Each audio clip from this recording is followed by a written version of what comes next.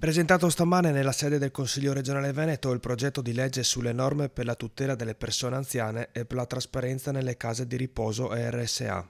Prima firmataria la consigliera regionale Erika Baldin del Movimento 5 Stelle. Questo progetto di legge fa sì che vada garantita all'interno delle strutture per disabili e per anziani una certa qualità del servizio. Abbiamo visto negli ultimi anni violenze, maltrattamenti ai danni di anziani e persone con disabilità proprio all'interno delle strutture.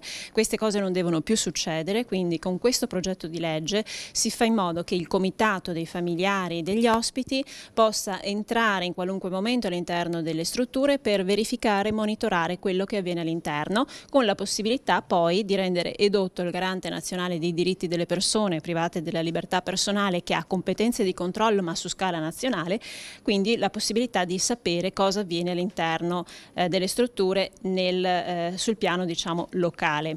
La proposta normativa è stata sottoscritta da Guarda di Europa Verde, Ostanel di Veneto che vogliamo e dal portavoce di opposizione Lorenzoni. I consiglieri ricordano che la normativa vigente prevede che ogni struttura debba dotarsi di un regolamento e di una carta dei servizi per regolare le modalità di erogazione delle prestazioni.